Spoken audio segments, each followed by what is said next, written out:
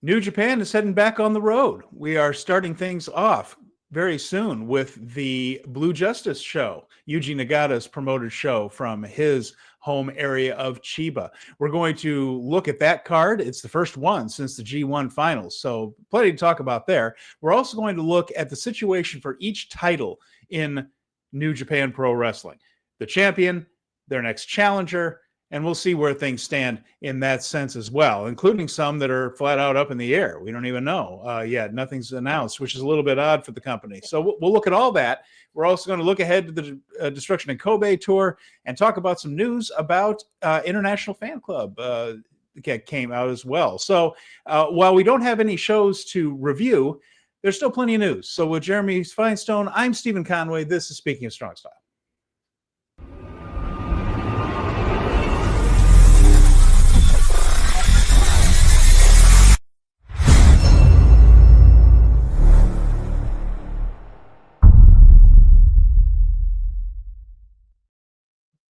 Welcome, everyone, to Speaking of Strong Style, where we discuss the news, issues, and events surrounding New Japan Pro Wrestling. We are contributors to the Fight Game Media Network. I want to say hello to some folks that are already with us here. Maria Graciela Zayas, Fernando Zayas is here. Glad to have both of you here. Colin is with us as well. Thank you, Colin. Glad you're here with us. Hello, everybody. Zach reminds us that this is one of the best days of the year, Jeremy. This is National Eat an Extra Dessert Day.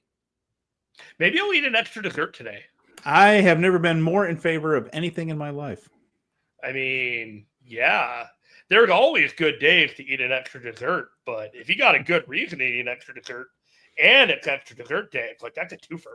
You got stuff lined up for you. So I mean, fantasy football starts today, so I don't know. Maybe I'll eat an extra dessert if my guy scores a lot of touchdowns. It is the beginning of the NFL football season, which feels like it should be a national holiday in the United States, as big as that sport has become. You don't eat kettle chip today. No, I don't. I'm not. I enjoy the NFL. This is not an anti-NFL stance, but I am a baseball nut. I am a baseball. You have guy, 2 days that you eat kettle chips. Yeah. First day and the start of opening day for the Chicago Cubs. Exactly right. During the first Cubs game, and then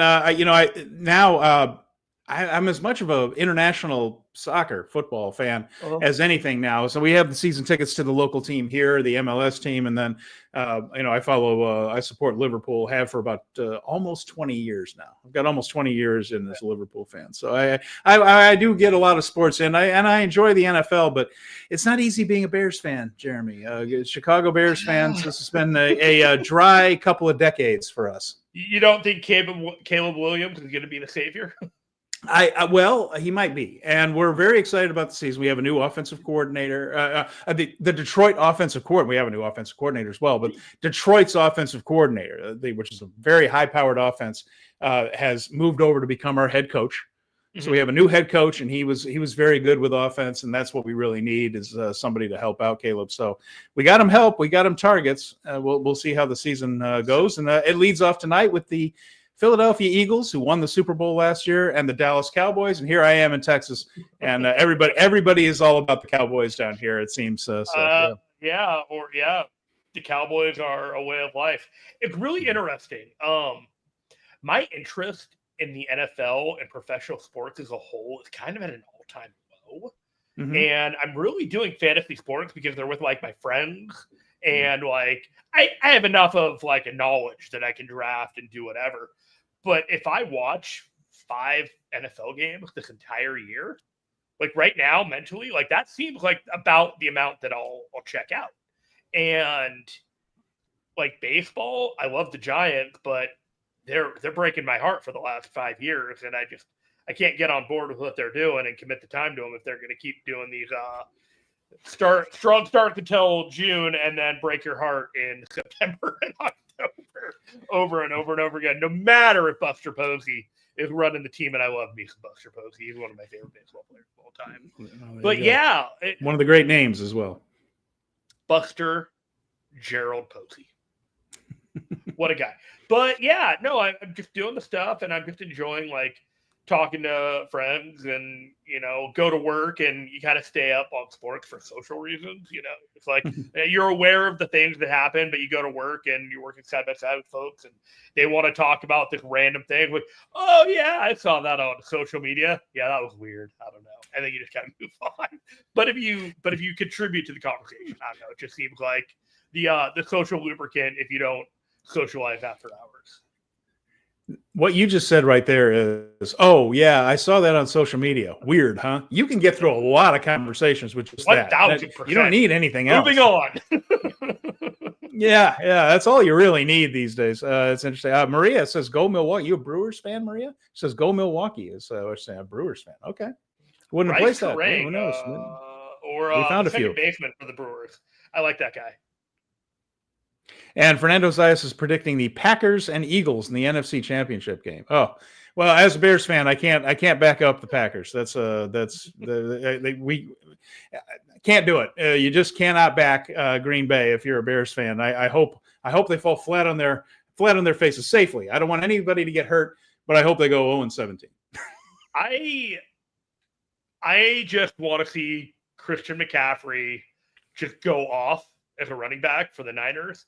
And I just want to see them put up a ton of points because, it's fun when the Niners put up a ton of points because everybody starts to hate them. And then you just see this, giant pile-on of, it's not fair, blah, blah, blah, blah. And then everything starts feeding on each other. Yeah. And then the Niners get injured and they somehow cannot convert to a championship in the end. And Maria's mentioning that the Brewers are on a major roll. But I'm a Cub fan. I know exactly what's going on with the Brewers. Yeah, absolutely they are. So we'll make the playoffs, though. Anyway, this past week, without any New Japan shows to watch, I have been watching other wrestling. And one really cool thing for the history nerd in me is the WWE Vault channel has been on YouTube and putting stuff up absolutely free. Entire pay-per-view cards. And you don't have to pay for Peacock. The entire compilations of certain wrestlers. They've really had some interesting stuff dropping on there, that Vault, a WWE Vault channel. And they also have another one that's run by WWE. It's called WCW. And they recently put up a bunch of 1980s Great American Bash cards. And then I was just watching the Omni from June of 1983 on this thing. It's a Georgia Championship Wrestling show. It's at the Road Warriors when they are green as grass, barely learning how to do much of anything, wrestling Gerald and Jack Briscoe. So there's been some funny stuff out there, and it's a fun channel to bounce around on. Again, totally free on YouTube. You don't have to pay anything extra for it, and a lot of interesting historical stuff popping up on there. It's really funny that you bring that up because I was idly thinking today, for whatever reason, it's it just kind of hit me. I don't think I've ever seen the original Royal Rumble.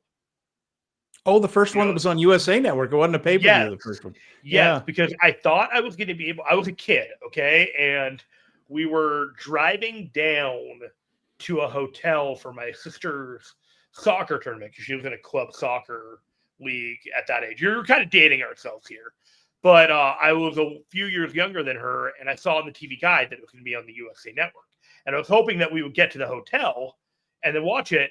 And I didn't realize that the hotel didn't have USA Network.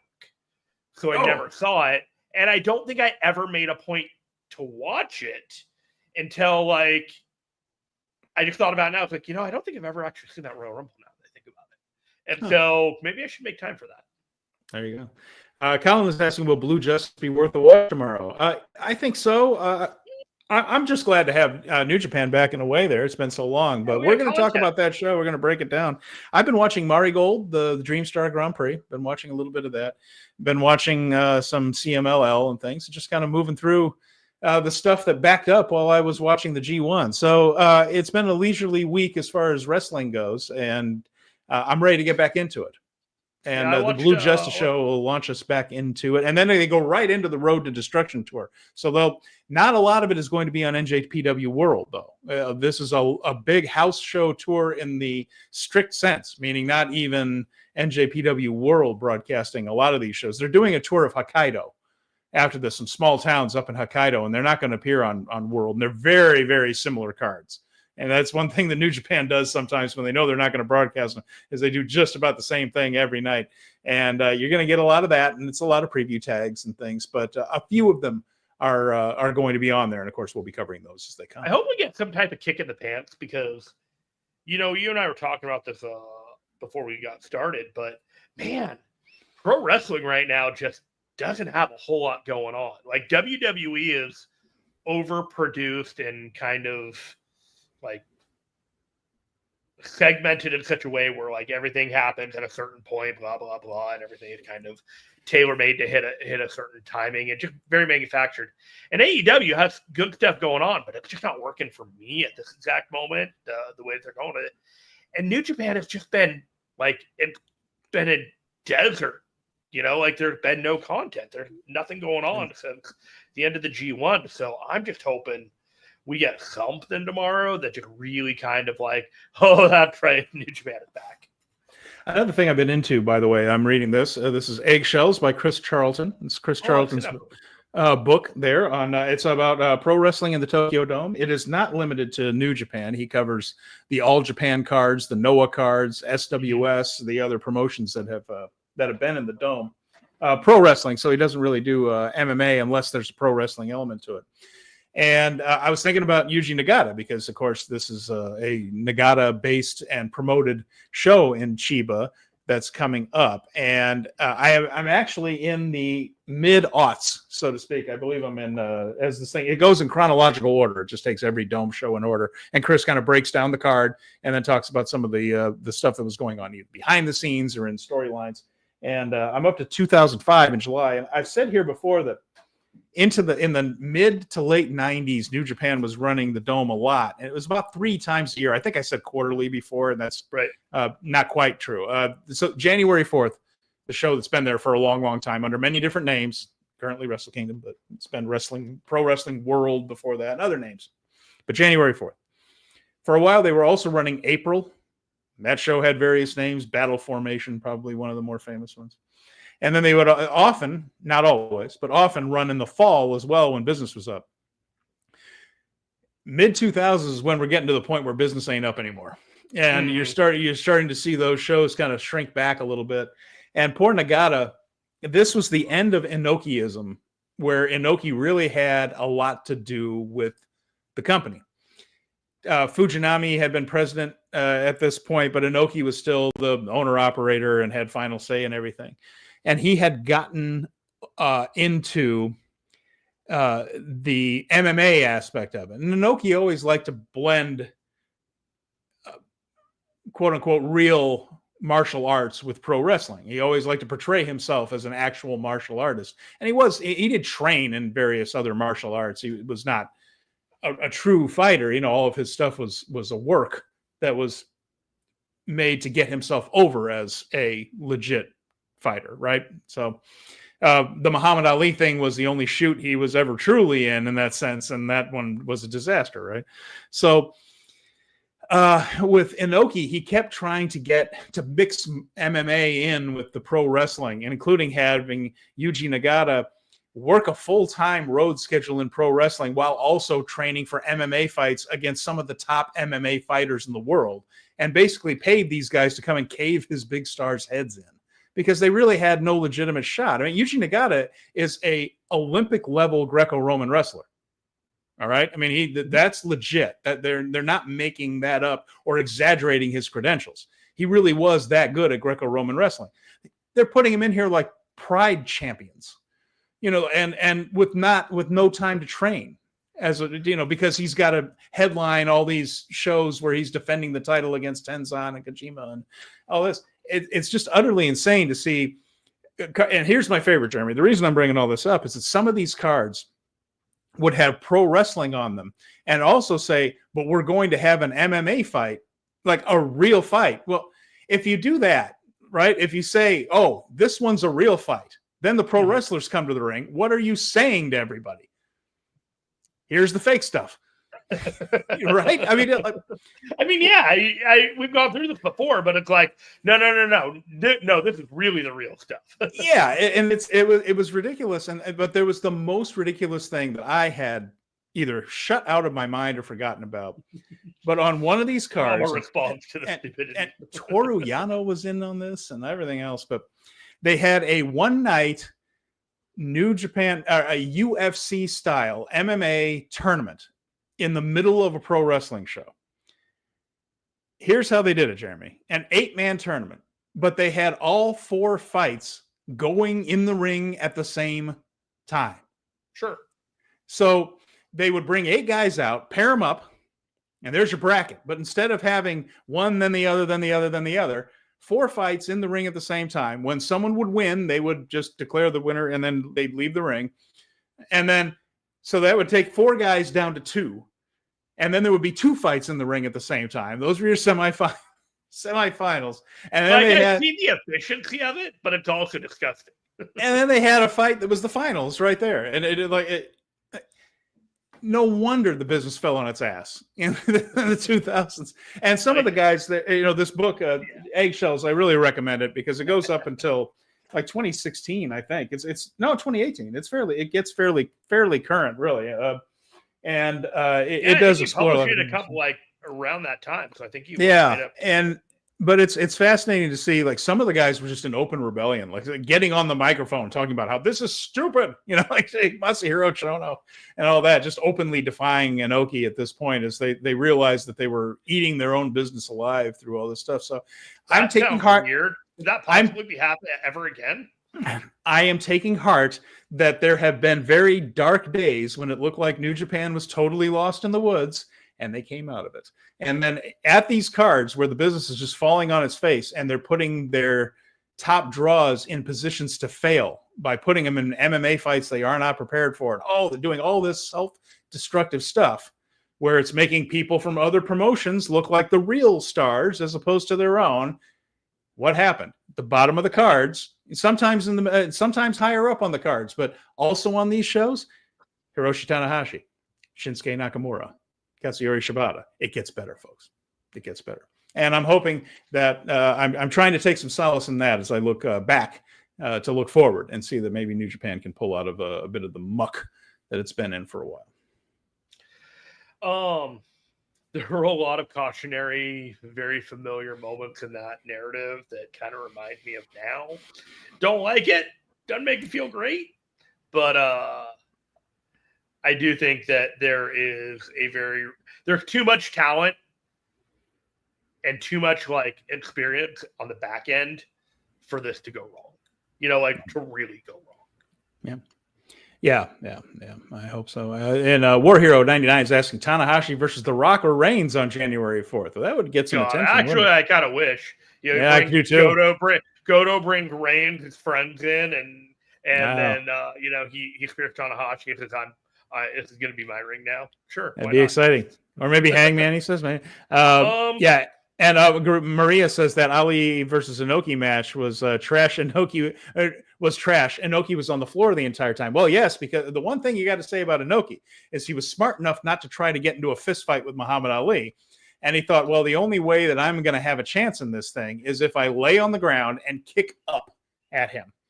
And it was 15 rounds of absolutely nothing happening, really. But it was Inoki giving himself the only chance he had, hoping to get him down on the ground because he could out-grapple Ali. He probably could.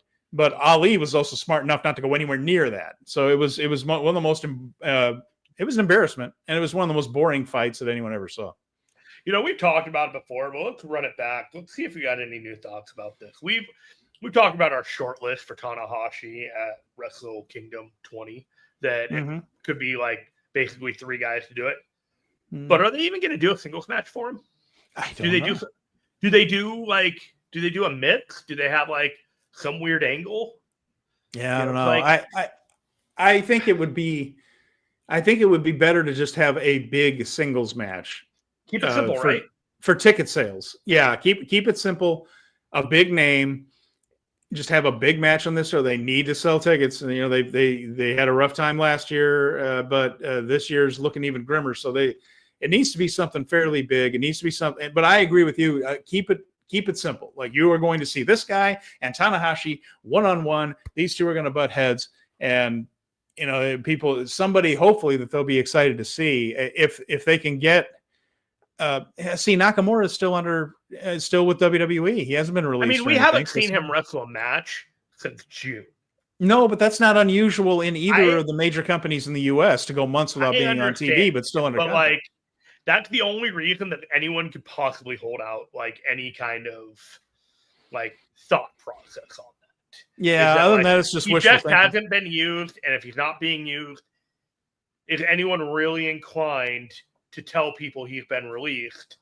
Like, WWE is not going around telling people that they're released anymore.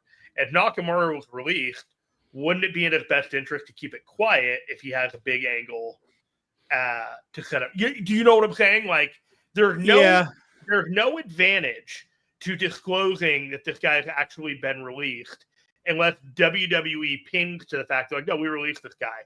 And they're like ruining the opportunity to spring a surprise. Do you know what I'm saying? Like, there's a couple of factors in play that make me think that he is the distant option. Yeah, I mean, it would be exciting if they had him, but who knows? I'm sure they're trying to come up with something. I feel like it's Naito. Important. I feel like it's just going to be Naito when all said and done. Some circles I've run in, like chatter behind the scenes. People kind of like talking about the 24th as being like a show that you should watch. And I don't know what that means other than like, that's junior heavyweight. One of those, night. like you say it and you're like, why the 24th? I don't know. The big show's on a couple of days later, but it was something mentioned and then it was just dropped. And it was just kind of like, okay, cool. Mm-hmm. So just make sure you don't miss the 24th, I guess. Colin brings up something that did happen the other day. They had a show at Korakuen with Yoshihiro Takayama, and Minoru Suzuki was on the show. Daiki Nagai wrestled and got a win on the show with Shingo Takagi in his corner. It was a benefit show, yes, but it's for Yoshihiro Takayama, who is a former New Japan champion and also Pride Fighting champion. He's wrestled for everybody. He was a pro wrestler that is unfortunately quadriplegic now due to an injury. Was that the one Shibata showed up for? Mm-hmm, yeah, and then there's also everybody loves this guy. He was universally loved in the business, and then he got hurt very, very badly. And unfortunately, unlike Honma, there's not any coming back for it. And the technology is not there to get him better. Well, his injury was different than Honma's, but it was just as severe. And he's basically quadriplegic, it looks like, for life right now. So they do benefits for him every once in a while, Takayama-san. And Minoru Suzuki, big time friend of his, and takes pictures with him a lot on his Instagram. You'll see Suzuki visiting Takayama at home there. And they put together a benefit show every once in a while, and there's New Japan talent involved with it. So that's always nice. And Takayama involved in one of the most exciting MMA fights you will ever see. I believe it's on YouTube, but check out. One? I mean, if you ever want to see a Rocky movie match, how Rocky, it's always like there's no defense in a Rocky movie. It's just guys smashing each other in the head in a fake boxing match. But this is a real MMA fight that is just two guys beating the living tar out of each other. It is one of the more exciting MMA fights ever with Fry and Takayama. It doesn't go long, but it doesn't need to, and it's exciting as all hell. So I've seen it a few times. And it's already burned into my memory. yeah, you won't forget it if you see it once. And then Crash TV 83 is with us. Crash, good to see you. He says Kenny Omega versus Tanahashi. That'd be interesting. Kenny's going to be out a while now and uncertain how much juice he has left, all things considered. But I bet he can turn it on once, don't you think? But Crash TV is saying apparently he's off to Japan soon, so there is time to work on some build. That's a possibility. I'd love it to be Kenny Omega. I think it's a very real chance it's to be Kenny Omega. But if I suggest Kenny Omega and it's not Kenny Omega, I'm going to make myself angry. Okay, fair enough. Yeah, it's a tough thing. We don't know how many matches Kenny has left either. I mean, we're seeing some of these high-risk styles coming home to roost a little bit, unfortunately. And Kenny's been beaten up, and we've seen what's happened to Kota, and we've seen what's happened to Will. And, it's something that I've mentioned here before, and I just want to say it again. It's like, get the dream matches in. Don't necessarily wait until next year. You don't know what's going to happen. If you can get them, if you can get Okada versus Tanahashi one more time, that's not a bad plan.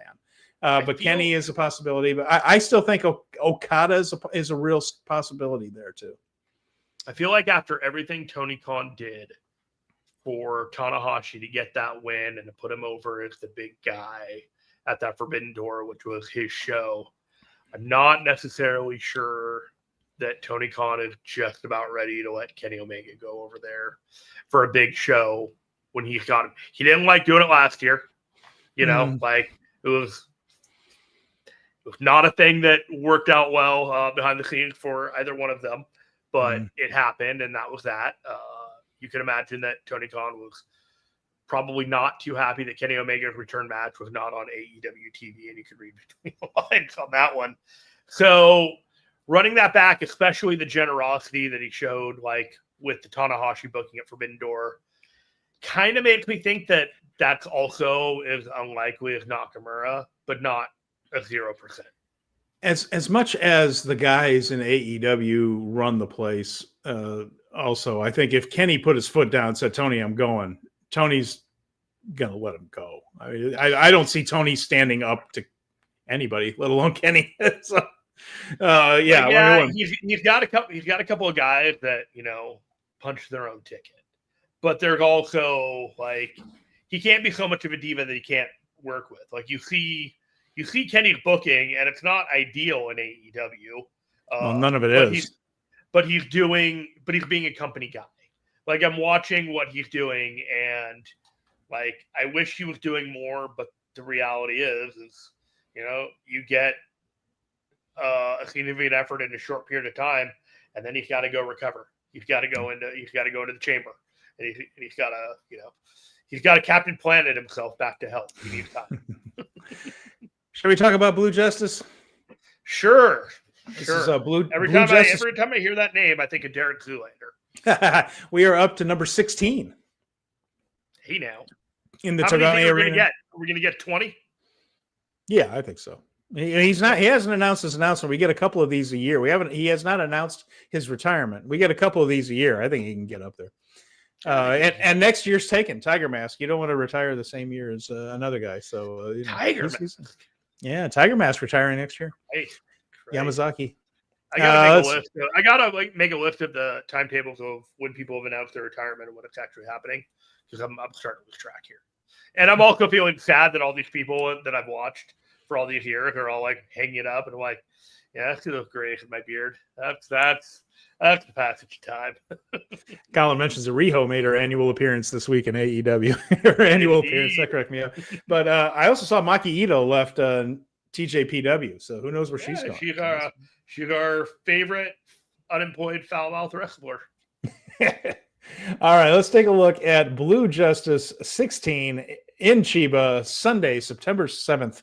So we got a couple of days to go before this one, and it will be on NJPW World. This is the only show of the week that is on NJPW World. The rest will be on they're just house shows. They won't be on anything. Right. There's also a weird pay-per-view coming up that we'll mention a little bit later. But Yuji Nagata's Blue Justice. So it's going to open with Young Lion action. Tetsuya Matsumoto teaming with Tiger Mask against Zane J and Masatora Yasuda. So Matsumoto getting the nod with Tiger Mask against Jay and Yasuda. So we're trying to get these guys some reps and keep and get Tiger Mask, of course.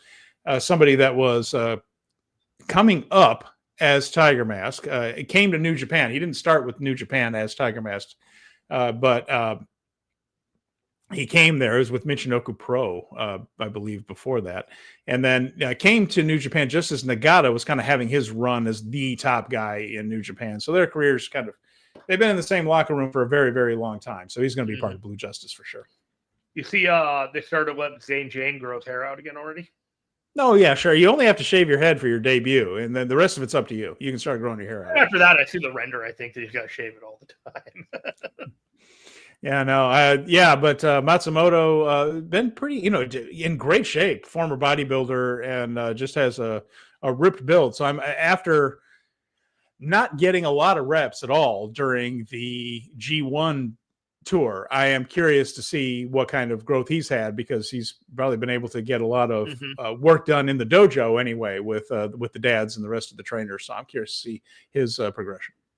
Yeah, I think all three of these young guys have all got potential to go by leaps and bounds. So I'm hoping for good things and positive things in their progress from what we see now. After that, the torture starts, and what I mean by that is the house of. We have Dick Togo, Evil, and Don Fale in a preview tag against Katsuya Murashima, Shoma Kato, and Bolton Oleg. Of course, Fale and Bolton, the never openweight title match to come. So we will be seeing a lot of matches like this on the tour. Well, we won't be seeing too many because they're house shows, but this is going to be a steady diet of Fale on one side, Bolton on the other.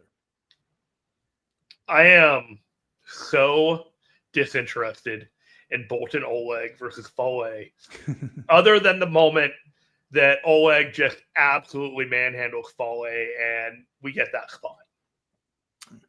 You know, after that, yeah, no, I do that's know. Really, it. Like, that's all that I care about in all this. And they're probably going to tease it in this match that he's going to hit it, and then he's not, and then they're going to save it for the big match. Yeah, I think you're onto it there. I think you have it pegged.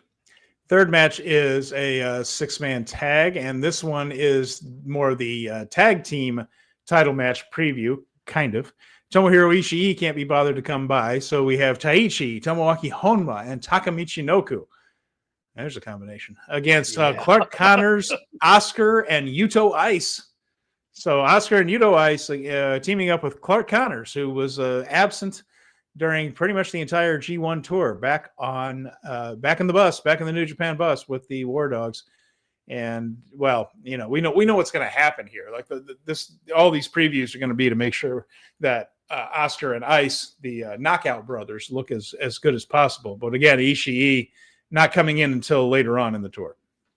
So I look at this render and I see Taichi in his black and his yellow get up, and then you see Honma in his pink and yellow trim vest, and you see Taka and he's just kind of there off to the side. I feel like, and then you got the other side, you got Yuto Ice and Oscar and Clark. It's almost like you got the Magical Mystery Tour versus the Miscreants.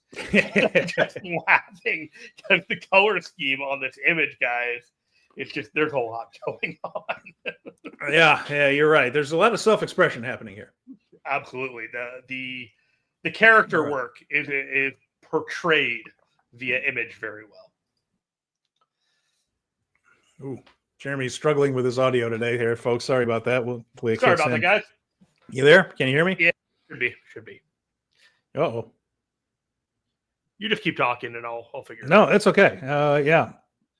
And Ishii will be back. That's not certainly for the title match. I think he'll be back before that even, but just not on Blue Justice. So after that, we have the unaffiliated crew, still with some of the best T-shirts, despite being not a faction.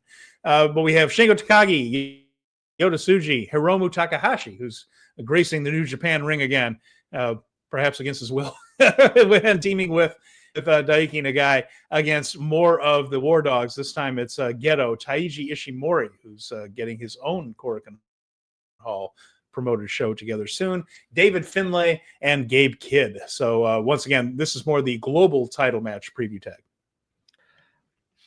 This should be a very fun match. The only thing I think I have to say is I'm very glad that Gabe Kidd was able to make time for this match. Yeah, Gabe. Yeah, it's nice that he's able to come over. Yeah, take time out from his. I'm just glad that he's able to, do some work for New Japan when he's got a chance. Well, I know what you're saying.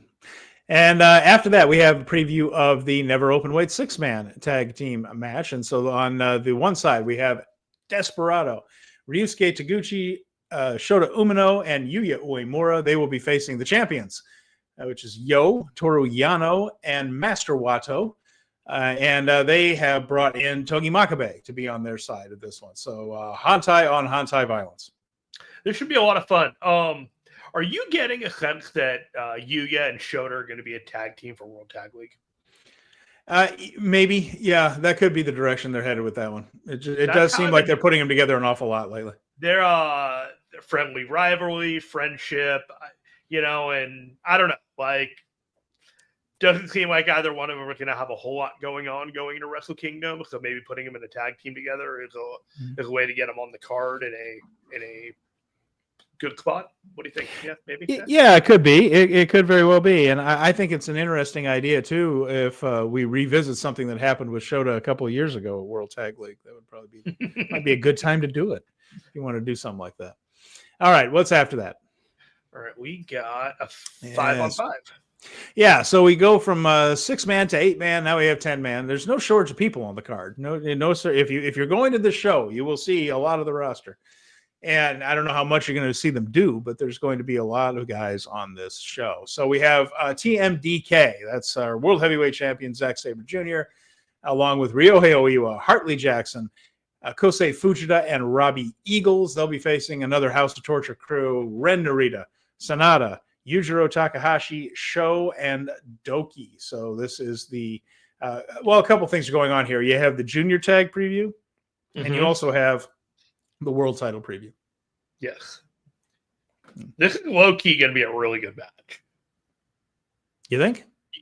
I think with the talent on TMDK, and I think when you got Ren, Sho, and Doki in there, I think there's possibility for some very good work rate between Fujita and Oiwa and Zack Sabre Jr. They're going to make them work. You know what I mean? Like, that's not a crew on the semi-main that's going to show up and lose an opportunity to be in the semi-main in the future. So I definitely think that this is going to be better than we think. And I don't know, other than I just look at it thinking Ren is going to get an opportunity here. Doki basically hasn't wrestled for New Japan in like 3 months, it feels like. And I think it was at the G1 finals he turned up. That's right. But you know what I'm saying? Like, these guys just feel fresh. Like, they should be able to come out there and just have a banger match. Crash TV just mentions that Daiki Nagai has improved so much. He really has. It's great that he's taking the bit in his teeth with his opportunity with, Crash has LIJ right there. Officially, they're unaffiliated. There's no LIJ. But, it is. I know what you mean, Crash. We know what you mean.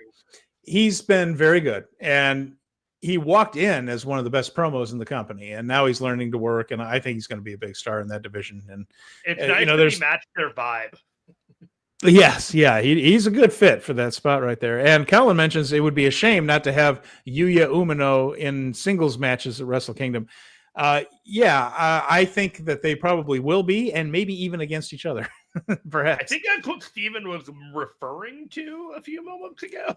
Again, maybe I'm just fantasy booking this stuff, and that's not what they're going to do. But, again, I've been advocating for Shota to just go full heel for a while. Let's swing the pendulum and see how he does. It's time. Shota going mad that everyone is giving Yuya the attention that he's desperately wanted for the last 2 years. It's awesome. It makes so much sense. They probably I've been like, it's right there for you. Are you going to do it? Yeah. All right. Well, again, we've gotten a couple of all skates in there where we got half the crowd or half the locker room out in one match, and then it ends with a singles match. This is the Hiroshi Tanahashi Final Road Kinship, and it's Hiroshi Tanahashi against Yuji Nagata, our promoter, our legend, against Tanahashi. And look, Yuji Nagata, until a couple of years ago, could still really work, but time is undefeated, and he's moving a little stiffer than he used to. Tanahashi has no knees. He hasn't really been able to have a real particularly good match in a while. Let's temper our expectations for this. It's going to be two guys for both guys. Two guys who do not move very well, and they're going to do the best they can out here, but this is not going to be a classic. They're going to do their victory lap, last match with each other. It's going to be, I don't want to use the word badly, but it's going to be kind of masturbatory. You know what I mean? Like, it's just kind of like, it's kind of like they're going to do their stuff. They're going to like lay it in a little bit, the gimmick stuff that they do with each other, and they're going to play up the big moments, and, at the very end, they're going to hug, they're going to cry. Yeah. Hiroshi Tanahashi is going to do a speech, and he's going to give it to Yuji Nagata, and he's going to do a speech, too, to close out the whole show. Like, Yeah. That's kind of why I'm saying the match before is going to be the work rate match of the night, because it ain't going to be this one. Yeah, it needs to be. It needs to be for sure. Yeah, no, that is true. I think you have it pegged pretty well. I think they're going to try to do some amateur style stuff at the beginning. Just do some grappling and clean grappling stuff from the past that they've done. Like I don't know if they can do much of that, but that they'll try. Like Walker's going to call back something that from something years. It's the kind of match that's what you do. Like it's the smoke and mirrors, and you're not getting an Olympic level. Like these guys are not getting extra cortisone shots all over their body just to make sure they have a good performance tonight. It's like everybody knows. And I've seen a few clips. I didn't watch Forbidden Door, but I've seen a few clips of Tanahashi, and oh my goodness, it's January 4th is coming, and then we won't have to suffer through too much more of the ace just trying to jog because it just looks awful sometimes. So I'm enjoying his last year. I think there are things that they've done that have veered too much into his victory lap of a year, and rather than growing like the rest of it. But I'm not going to lie to you. I'm going to Japan for this show. I'm going to watch that last match. I'm probably going to cry my eyes out.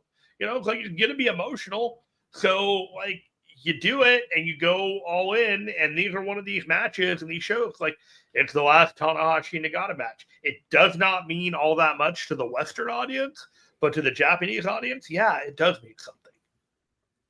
So that is Sunday, and that's going to take place there at Chiba. From there, they go into the Road to Destruction tour. There will be 2 Road to Destruction shows before we have another episode of Speaking of Strong Style. One will be Tuesday, September 9th. That one's going to be in Shizuoka. And the match lineup is about what you'd expect, very similar to what we see here. There's a couple of Young Lion singles matches, but it's preview tag, including the 10-man tag between House of Torture and TMDK main eventing. And then they're going to do that again. Is it the next day? Yes, in Saitama. So Shizuoka, not very far from Tokyo, just a little bit of a Shinkansen ride outside of Tokyo. And then Saitama, part of the massive Tokyo Metroplex. So they're staying pretty close to home.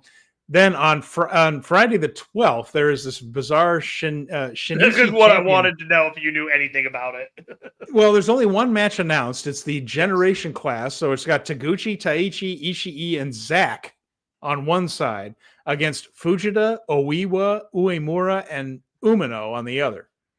It's called Generation Crash, the only match announced, and it is a $22 pay-per-view for Friday, September 12th. What is it? Pay-per-view.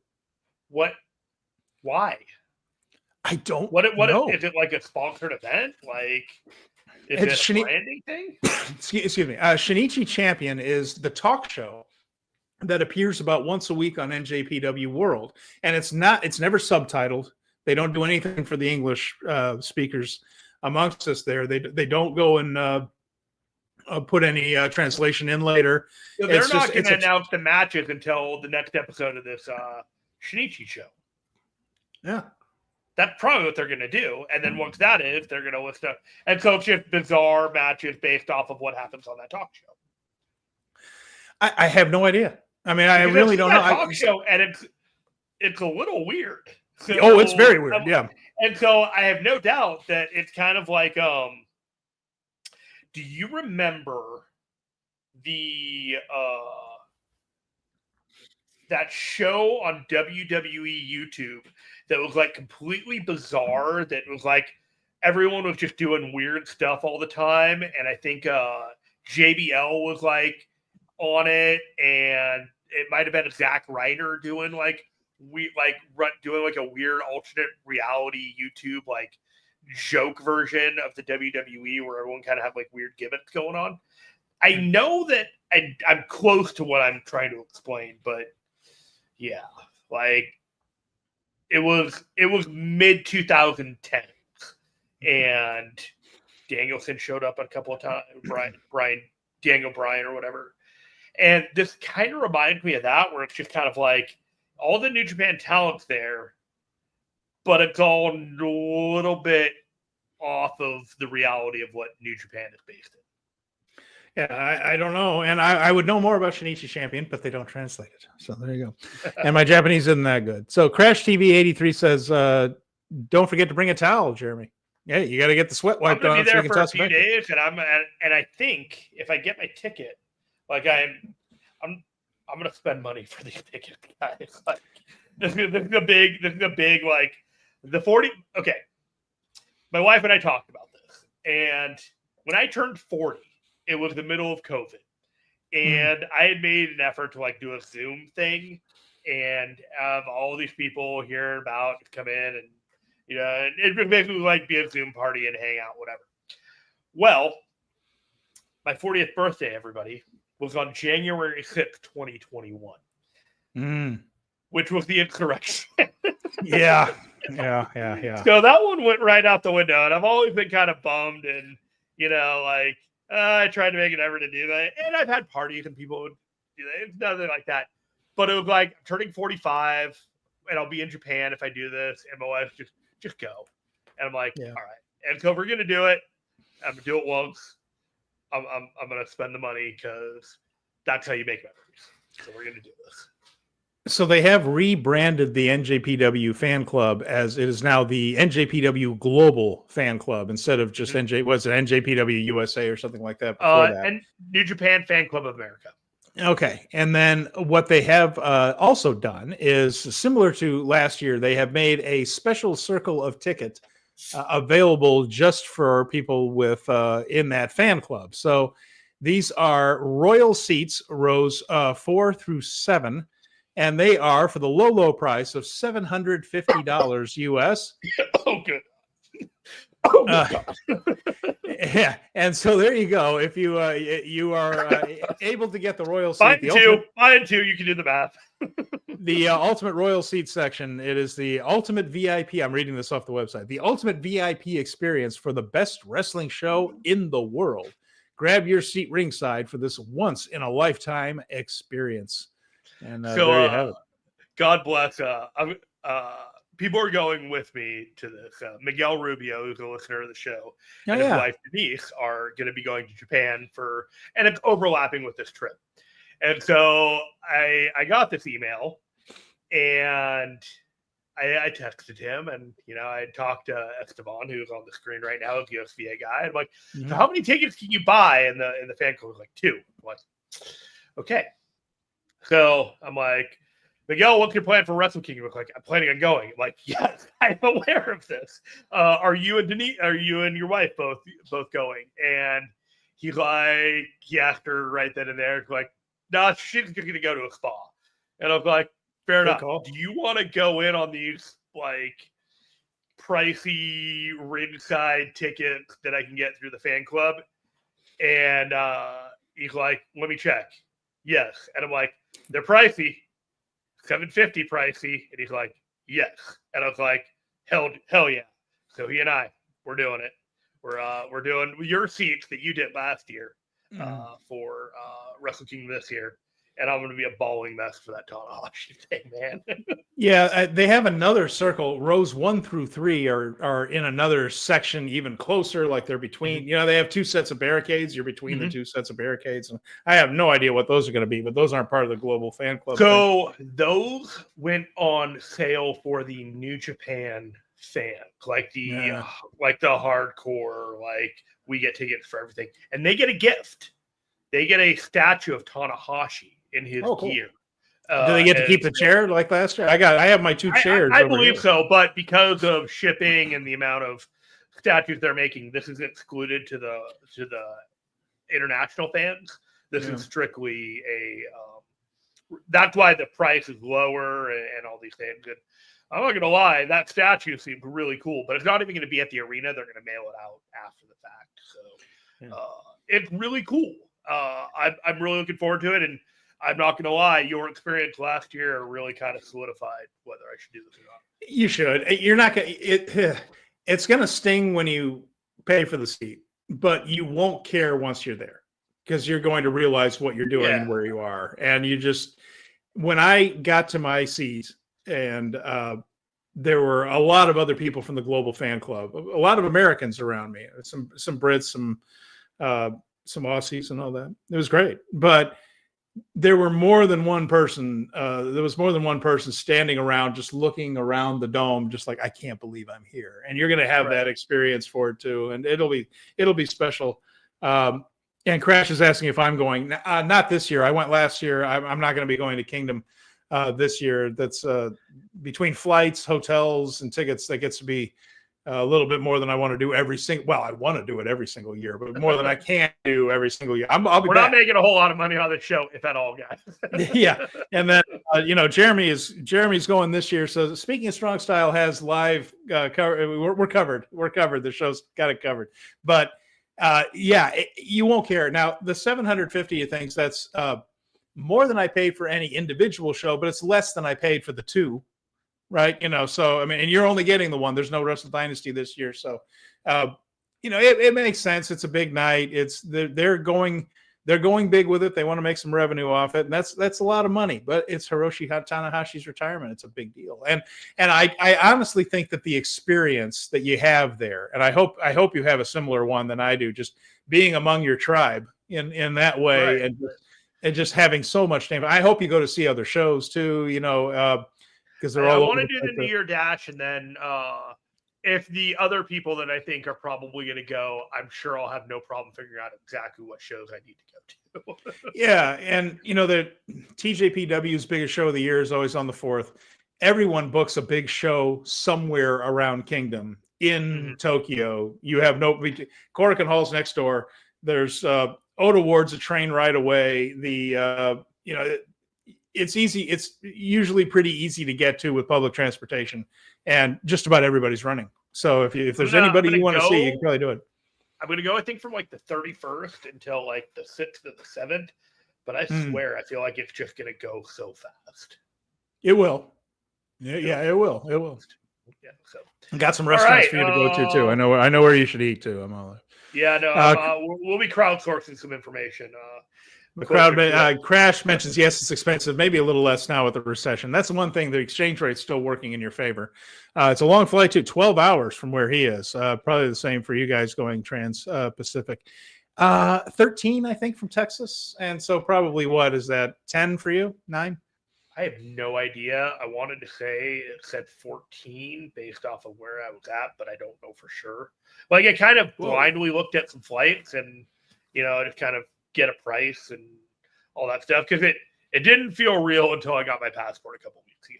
You know what I mean? Like, yeah. You get the email for the Wrestle Kingdom and you talk to people and you're like, okay, this is all happening. Like, I have a window to like book this and to get the mats to maximize the thing. And now I'm in my mind. No, I was asking Miguel about a hotel, and I was going to have to talk to you and talk to Dave about a hotel. Like, he's got people that can give him a good record. You know what I mean? Like, I was going to crowdsource a couple of things there. I can give you the information for the place I stayed last time. I really enjoyed it. I was like, Miguel had a place that a Regency that has a train ride directly to the Tokyo Dome from like the underneath the hotel. So I was like, oh, this sounds really great. My spot was within walking distance of there. It was only about a 5-minute walk or something, and I was in Tokyo Dome City to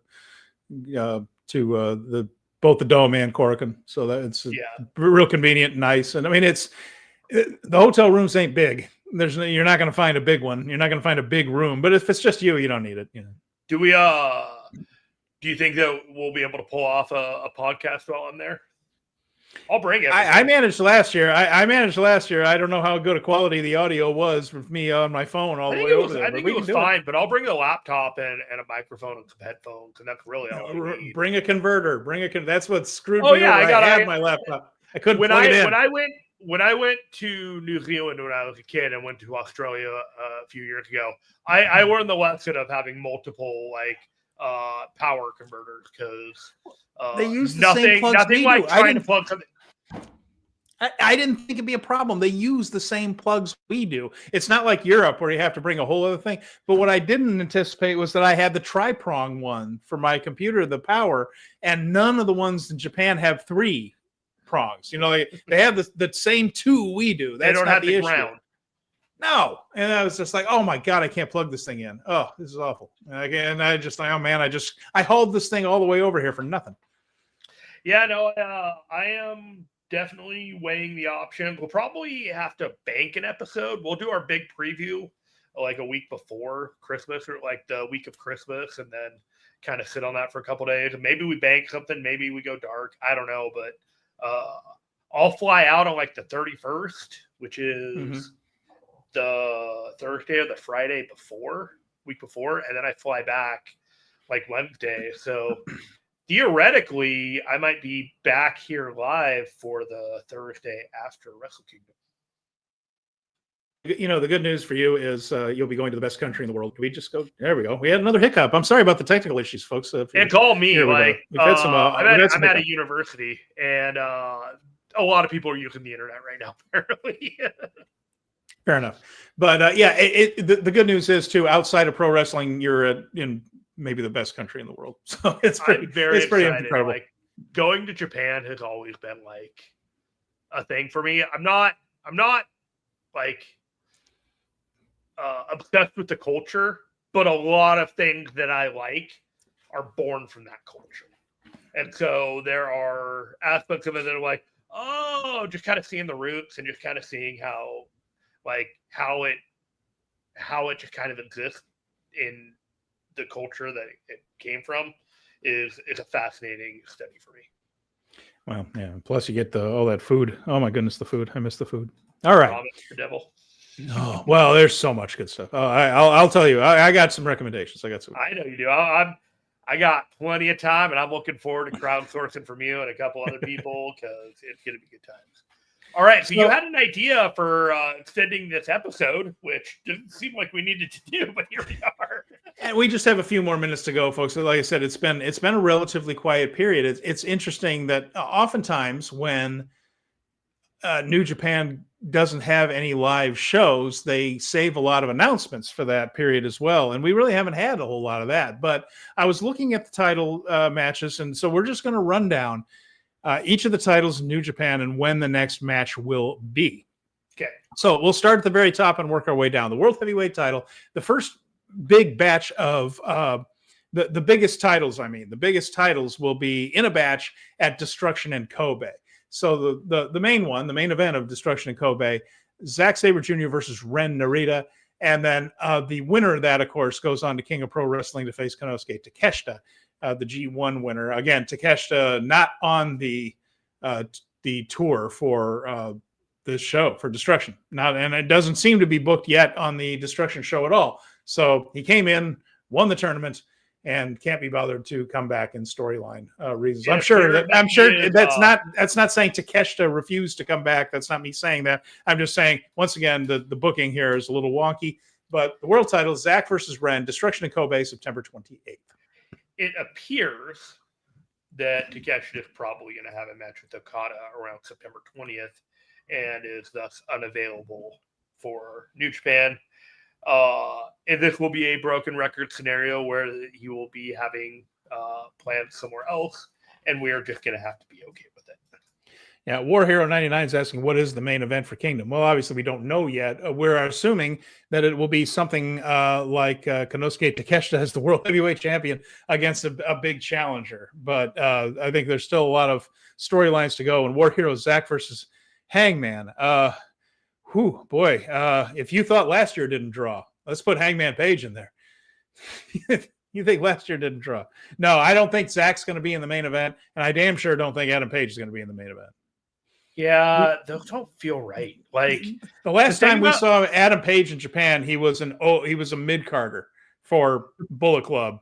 And the problem, like I said with Zach, is they put him in the Tokyo Dome main event 2 nights last year, and it did not do well. They can't put him in a top spot. Like, he is a good supplemental semi-main near the middle top of the card, but he's not the top of the card. Yeah, you know that Jeremy and I are fans of the guy, but just objectively, the crowds, I don't think they can roll that dice again and see if maybe he'll draw more with this guy. My back is against the wall. It's Tanahashi versus Naito at Wrestle Kingdom. Yeah. Okay. If my back is against the wall, that's the main event. Okay. The global title will also be there. That's Gabe Kidd, Shingo Takagi, Destruction in Kobe, September 28th. And gonna go. I think the results of that match are gonna go a long way toward telling us what direction Gabe's going. Anyway, and I think we know what it is. What a waste if Gabe Kidd drops the title chain to go to Takagi. Like, on the way out, Gabe should be making one of these young guys the way that Yoda made him, like, waiting that title in a lot of ways. Like, just added to it did more for Gabe than did Yoda Tsuji in hindsight, if you really want to look at it.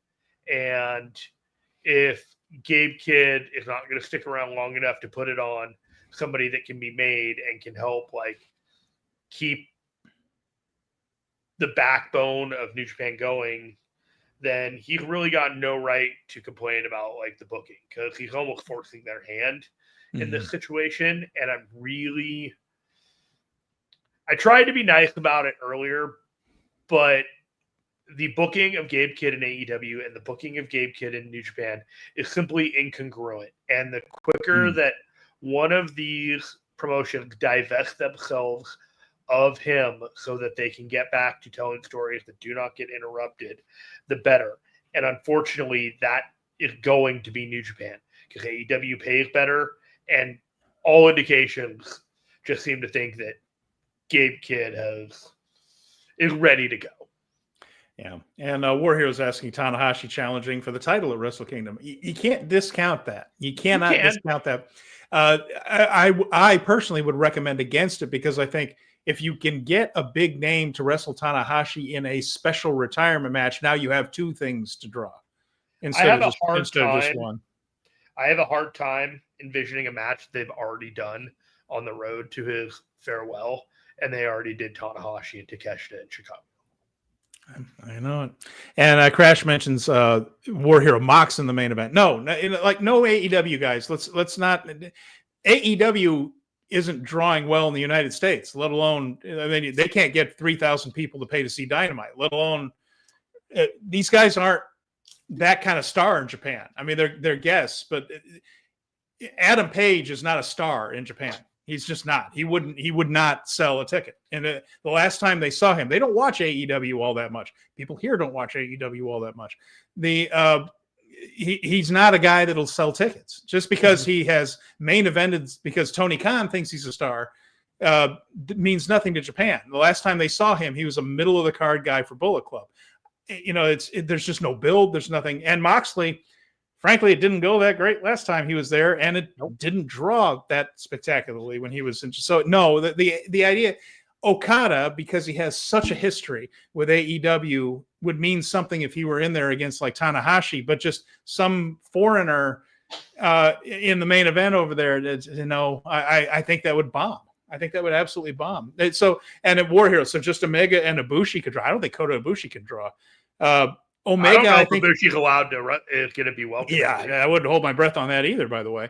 And then, and so War Hero, Omega, because Kenny has been protected so much by New Japan, he still comes off as a major deal, and he was a New Japan guy for a long time. Yeah. Crash TV had mentioned that one thing, and the only thing I'll say to that is he had the first half of the year being primarily, in the background, being the feud with Yoda Tsuji over the global title. And they did put a little bit of effort on that. And I think that had Gabe Kidd actually had a campaign in the G1, our conversations would probably be a little bit more amiable and generous towards him, as we'd have an idea as to why we're going straight to Shingo and Gabe Kidd, because it probably would have been set up in the G1. It is what it is. Shingo then pivoted to talking about AEW loyalty with Gabe Kidd and trying to make that the reason of the angle.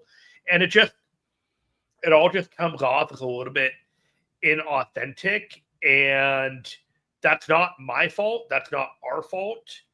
But we also get to criticize it when you say it's like you speak one way about how you feel about New Japan and AEW, but when you end up on the screen, I feel like what you are doing on these television shows tells a completely different story. Yeah, and Crash mentions that Takeshita didn't injure him. Unfortunate is all. Yeah, absolutely. It was just an accident. But they teased something when he returned to announce going out of the G1. But there was definitely going to be Gabe Kidd was not going to have nothing going on during the G1. There's going to be that match with Shota. There was going to be things that happened. And it all went out the window. And I'm sure at some point when they're like, well, how do you want to do all these things that we had planned at the G1? And they're like, we're not going to. And he's like, yeah, fuck this shit. You know what I mean? Like, but how are you supposed to make a priority of a guy who's leaving in 4 months for one of your partner promotions who's going to pay him more? Like, that's the part where you start de-escalating your usage of him, not doing anything other than like find that one match in which you can put over the other guy, in which there's not going to be a problem, and then stop relying on it. Crash mentions too, I think the issue with Gabe versus Tsuji was New Japan at that time seemed uncertain to pull the trigger on him, but if he remained in G1, maybe the plan would have been different. Yeah, that's possible. And you know, one of the things, you get yourself in no man's land when you are under contract to 2 different promotions. Neither one wants to go all in on you because you're not there a lot. You're with the other guys a lot, and those storylines aren't intertwined. I mean, we were seeing the Kid. It's more wackadoo than most. Like they're actually philosophically opposed to one another. It's just that Tony doesn't care what he does in Japan. He's, you know, that's and Tony is a good matchmaker. He's a bad booker. When you get to the whole thing with his storylines just not making any sense at all. Kevin Knight, just basically kind of a guy on the show, on each show, and he might be having good matches, but they're not going to go all in on him if he's also under contract to somebody else, and he's going to be gone for big chunks of the year. Takeshita is, I'm curious to see just how far they go with Takeshita. But I think New Japan wants to, and I think Takeshita wants to be the top guy in New Japan. I think that's his career goal. Right. So, you know, it varies by circumstance, but I do think that working for both companies has put Gabe in a spot where neither one wants to get behind him too much, as long as that is still the case. And I think once he commits to one or the other, then whichever company that is he commits to, and we feel like it's going to be AEW, that then the push will get stronger. But I think right now they're just being cautious because he's not always there. Did you happen to catch his appearance on Dynamite last night? No. He and Darby had a match, somewhat inconclusive, but Darby threw him in a body bag and dragged him off via truck. And that's how he got written off before his appearance tomorrow at Blue Justice. Yeah. Well, you know, attempted murder is please weekly. Divest. So there are attempted murders weekly on Dynamite, and weekly both WEEKLY and WEAKLY on that show. It works both directions, but this was at least not an attempted murder like we've had in the past. No one was going to set somebody on fire with a flamethrower while everybody stood around. Some of the goofy shit WCWS crap that they do on that thing. All right, what else? I'm just frustrated with the whole thing, and I got no issues with Gabe Kidd as a person, and I want him to get the bag. I am frustrated with how these promotions are bullheadedly just moving forward with their own ideas of how to use Gabe Kidd that are incongruent with each other. Yeah. And the audience is left trying to figure out how it all makes sense. Yeah. No, that's well said. All right. Well, that's the global title. Now the Never Openweight title. A classic in the making, if ever there was one. The Never Openweight title, also a Destruction in Kobe. Bolton Oleg versus Don Fale. And we know what this is. They might have Fale win this thing. They might have Oleg win this thing. What a mistake if Fale win it. But you know they do that sometimes with these belts, but especially the ones that aren't the very top belts. Either way, we'll get to the preview of Destruction in Kobe when we get closer to it and we see some of these shows and we get an idea of what they're doing. But either way, this is a big ask of Bolton. They are asking a lot out of Bolton in this one to get Fale going because Fale banged up, heavier, less mobile than he was, and he was not the quickest, most agile big man in the business beforehand, let alone now. So it's almost a double entendre to mention that Owen's got to do some heavy lifting in this match. Yeah. Well, he's going to. He's going to, and he's strong enough to do it. War Hero mentions maybe Shibata. I think we saw that in Japan last year at Dynasty. That was the exhibition match. And I don't think New Japan is particularly Tanahashi might be a different story, to be fair, because that whole spiel with Shibata happened under the previous administration. Now Tanahashi's in charge. If Tanahashi wants to bring Shibata back, he can. But they also did that at Dynasty. Still that big of a deal? I don't know. And especially because they did it a little bit at Dynasty. If they hadn't done it last year, even if it was just a 5-minute exhibition, I don't know that anyone's just aching to see that. I don't know. Like, that's risky. It is. Like, that's risky to like what if the audience like, oh, you know what I mean? Like, yeah, I know. I'm not against it. I think it's definitely an outside the box idea, but it's not a surefire success. He's down the list, isn't he? It's not impossible because, again, if they don't get the people they want, they could get to Shibata, perhaps. And it's totally up to New Japan whether or not he wrestles in New Japan. That's, you know what I mean, Jeremy? It's like it's not. It was them that said he couldn't. It wasn't any kind of athletic commission or whatever it was. And they can reverse that. They can change their mind. Do you think that there's somebody back there that just says, of all the times that we would risk Shibata getting injured in a match, we want to do it at Tanahashi's retirement? It's when the consequences are the least important. That is some logic. You can't discount the idea. Again, there are a lot of things in play. But that's what I'm saying. Like, you have to have everybody on board with this because of the way that they have been so firm against Shibata doing it. Yeah. And then you have to think, like, is it just because the circumstances are so great that this is such a big moment that all of a sudden you toss aside all these hard set rules that you've had in place for the better part of a decade because it's Tanahashi? Like, there's an optic here. You could. That you kind of have to follow through, and it's like, and some of these young guys kind of looking like, oh, so the rules are different. I get it. And it's just, well, the sooner they learn that lesson, the better, because they are. I think they already know that lesson. Yeah, I think you're right too. Yeah, I think they probably figured that out by now. Yeah, you're right. They probably figured that out when they're putting the ring up. Crash TV just says, I also think. Title. Yeah. I think we've said enough about that match. Crash TV mentions one thing, though. He says, I think a lot has to do with the cultural backgrounds and the willingness to break down language barrier impacts how well you excel on both sides. Mostly it seems inevitable how these things play out. That's a fair point when it comes to Kenny, who has learned to speak Japanese fluently, and so has Zach. And they do take those two guys in, even though they are not native Japanese, as New Japan guys, more so than maybe Moxley, more so than other guys who have come through and not taken those steps. I mean, Kenny went so far as, I believe, to get Japanese Canadian citizenship. I think he went that far. I don't know if I have no idea if Zach has or not, but the idea that they can get on the microphone and speak Japanese to the people in a fluent way, it has helped them quite a bit. And that's a fair point too. You got to, if you put that effort in, they respect that effort. Yeah. The Japanese fans absolutely gatekeep, but like, once you're in, you're in. That's well put. And Crash Nakamura on the Japanese side, there's a ceiling there unless you thoroughly immerse yourself in wherever you lay your hat.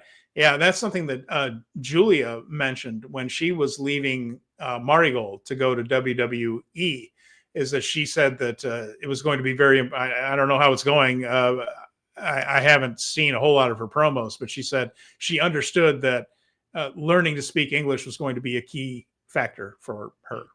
Yep. Yeah, she was going all in on trying to learn it. So no TV title matches upcoming? No. And in fact, El Phantasmo does not appear to be booked on the Hokkaido tour or on Destruction. And you mean the Phantasm ghosted us? I can't believe I walked right into that. That was well done. Boy, you had that one teed up. That was beautiful. I was locked in. You're really satisfied with yourself right now. You should be, by the way. That was pretty darn good. All right. But no, he is not he's not there. No Phantasmo. He's not there. Everybody deserves a little bit of time off, and I'm sure you've got stuff that you've got to take care of. And the TV title, been around for just a few years. I think there's been less than 10 title holders of the TV title in its entire existence. Hasn't bounced around like we thought it would.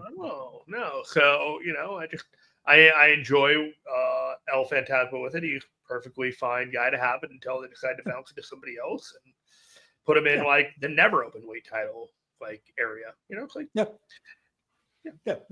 just nothing for him right now. The IWGP Heavyweight Tag Team titles. Now, this is one I'm curious to see at Destruction in Kobe. It's Ishii and Taichi, of course, Sentimental Team, against the Knockout Brothers, Oscar Loibe and Yuto Ice. But it's just Oscar and Yuto Ice. Again, we're going with just those stylized names now. The Knockout Brothers, Destruction in Kobe. The only thing that makes me think that they don't get the belts now is that they wait to give them a really big, good push in World Tag League and then move forward at Wrestle Kingdom and belt them there. You should just do it now and have them be dominant at World Tag League anyways. But you hear what I'm saying here. Like, wouldn't be our New Japan if they didn't cut the legs off of potential stars. This is exactly what I'm saying. It's like, you cannot rule this out, but we've been saying, just put the goddamn belts on them. So that is September 28th. All those title matches September 28th at Destruction in Kobe.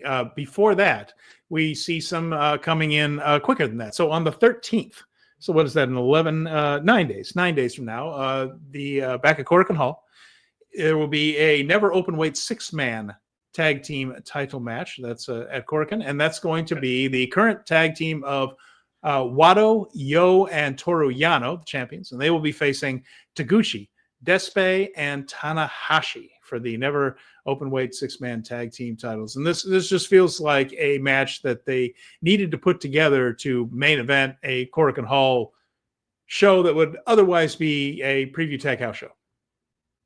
Yeah, I think you pretty much nailed it. Look, these titles, you can bounce them around. It doesn't matter who wins these titles. It just doesn't. Correct. And we have 2 more title matches in Sapporo on September 24th. So this is the tail end of the Hokkaido swing. They're going to be hitting a lot of small towns around Hokkaido. That's the northernmost island there in Japan. That's where Taichi's from. But Hokkaido, the big island up there, and Sapporo, the biggest city in it. And in Sapporo, junior heavyweight title, Desperado, defending against Yo. And that should be a good match anyway. I think it will be better than people expect, but the closer we get to Wrestle Kingdom, in some way, shape, or form, we're heading toward Doki and Desperado again. Even having Yo in this match kind of just feels like the next kind of step is Doki, and maybe it's Doki and Desperado in October, maybe it's in January, but one way or another, they're running that back sooner rather than later. I keep kicking back thinking about the Doki thing, and just I know I'm beating a dead horse when I say that I don't like Doki and House of Torture, but people are saying, well, he couldn't be in Hantai because all of his enemies are there. Like he's never liked Wato. Yeah, we know. He can't be in a faction with Desperado. He might even respect Desperado, but he can't team with him. He's the guy he has to beat, right? Mm-hmm. I've got to beat this guy. I understand all that. Unaffiliated dude, he'd be a great guy for unaffiliated. And he and Nagai as a junior tag team, Nagai can take the falls, Doki can get the wins. I know they have 2 juniors already with Hiromu right there, but Hiromu could be an open weight guy and wants to be. And I'm not sure how much of a junior heavyweight Hiromu is after seeing him the last couple matches right there. He's not missing a lot of meals. So he seems to be getting Man and Forbidden Door. And that's fine. I mean, he can still move. No, you can never open weight wrestle. He's an open weight wrestler. It was right there. Anyway, the Doki, though, he is one half of the junior heavyweight tag team champions with Sho. And those two will, another guy that he hated. So that's another reason it doesn't make any damn sense. But Doki and Sho defending their titles against Fujita and Eagles. So at least, again, that Sapporo show on September 24th, the 2 top matches, Desperado versus Yo, Doki and Sho versus Fujita and Eagles, should be terrific wrestling. Yeah, Doki and Sho versus Fujita and Eagles feels like the appetizer for Ren Narita and Zack Sabre Jr. afterwards. It's like that title match with the guy from the faction, kind of get you ready for that. So that's all. Yeah, I'm into all of that. That'll be a good one. I'm looking forward to that, and it's good for the people in Hokkaido. They don't always get up there, and I remember they had a tour planned for Hokkaido, and the people were ready for it, and then the pandemic happened, and they had to push it back. So a couple of times since they have returned from the pandemic, they've done this swing every year, every other year or so through Hokkaido, just kind of fan service right there. You're not going to see huge crowds. So I'm not going to be coming on here pummeling them about, oh, there's only a few hundred people there and all this stuff. These are not big cities, but it is fan service in an area that used to get ignored. So I like that they're doing it once in a while. Yeah, I think it's good. I think they're the right people to maintain the interest and keep the crowd hot at the top of the card. But I'm still not sure about this segmenting junior heavyweight action to a different night on these other cards. You know, like it feels like a way that you're just trying to keep multiple cards strong, but I don't know how weak you're making the junior heavyweight division as a result. Well, yeah, it's a compliment to Desperado that they see him as a guy that can headline its own show. Right. It's also they have too many belts, so it gets very, very crowded on a one night show like Destruction in Kobe, where if there were 2 more title matches, we'd be talking about 6 or 7 matches out of 9 being title matches, and then they mean less. They've painted themselves into a bit of a quarter with all these belts rolling around. And so the idea of having a junior heavyweight night doesn't bother me terribly. I wouldn't mind if they switch that up sometimes and not necessarily junior heavyweight, but maybe next time if they have a fairly big show or a big house show, so to speak, just before what we would consider a big event, maybe have the Never title headline that one and the junior title be third from the top. I think it's healthy to see the junior heavyweight title on the big shows sometimes, and not only headlining smaller ones. I think there's ways to kind of mix that up. So maybe a Never openweight title and a heavyweight tag team title. Yeah, pick and choose which one you rotate out on the bottom. Don't just make it the junior heavyweight. And then the strong titles, Ishii has one of them. No plans to use that in any way, shape, or form, it seems like. And then no strong shows planned. So no TJ and Templario still currently have the strong tag titles, and they are, I guess, defending them in CMLL. That's pretty much the only place that TJP gets booked. So they've been turning up in Arena Mexico and Arena Coliseo with that. And then on the other side, we do have the IWGP Joshi champion, the women's champion, that's Sari. Yeah. And again, there's plans for that, but no, I don't think there are any matches set for that. Who has the strong women's title again? Sari. No, she has the IWGP. IWGP, yeah. Oh, strong women's. Oh crap. Osmi. That's right. Osmi. Right. Pardon me. Sorry. And again, no real. Yes, they are 2 different titles, everybody. They are. And 2 very different wrestlers, both very, very good. And Colin's asking, have I watched Utami versus Mayu in the Dreamstar? Not yet. No spoilers, please. I'm catching up on the Dreamstar Grand Prix as much as I can, and I'll get back to it. So. All right, what else we got? Anything? No, that's about it this week. So next week, when we come back here, we will reconvene at our usual time, and we will have this Blue Justice show to talk about. And I think some of the undercard might give us an idea of where some things are headed. We'll see any new developments that come up before then and preview what's coming up on this house show tour, as well as this rather strange Shinichi champion card. And as what was it? No, it was Esteban. USVA guy mentioned. So I guess it's booked by the people that put together the Shinichi show. So that I think it's the host, like there's a woman that hosts the show, and I think that's she's booking the show. So we're getting some interesting things. Yeah, equal opportunity. I hear there's a bunch of dudes booking New Japan. Let's see what she can do. Yeah, and there's all kinds of rumors about who those people are now. War Hero is asking, is she the one who beat Monet? Mayu beat Mercedes for that title. That was Mayu that beat her. So Mayu has since lost the title to Shuri, and Shuri lost the title to Sari. That's how we got to where we are with that. So, and Shuri had to have surgery, so she's out for a while. So she and Micah have matching elbow scars now. You're kidding. Shuri, you just. But and that's another thing. Stardom starting to pick up again and things. So we've had a little quiet time after the 5-star Grand Prix and after check out Scotty Wrestling. He's been doing coverage of all the nights of the shows and that stuff going on. So. Yeah, all kinds of things happening in the Joshi world, and Joshi world is actually thriving as opposed to some of the men's wrestling we're watching, which is the companies seem to be struggling. Both Stardom, Marigold, or something doing on a bit more of a roll. I looked over at my dog, and he's actually watching the computer screen as we're talking, and he has this like, "What's happening there?" Because he sees me on there, and then he sees me there, and he's like. He's very confused, and I just thought it was the most adorable thing just now.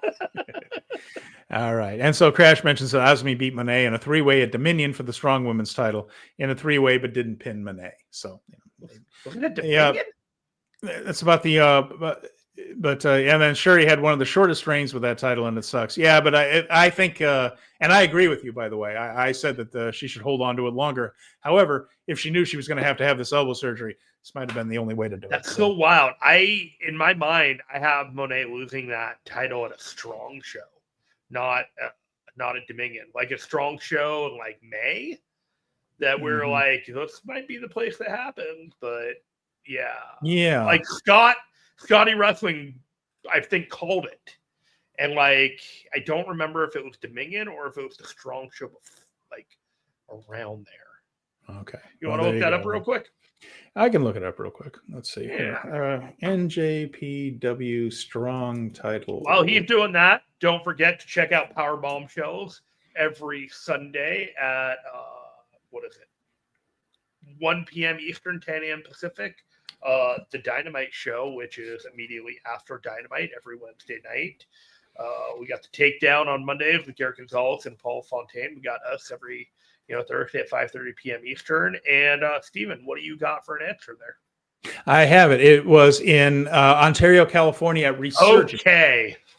And Mina Shirakawa was the one who was beaten. I was like, Dominion didn't sound right. Like, I don't know why, but that's okay.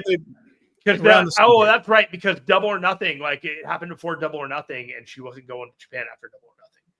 Yeah, I think it's those are some of the only belts in the world the Mercedes Moné doesn't currently hold right now. How many she have now?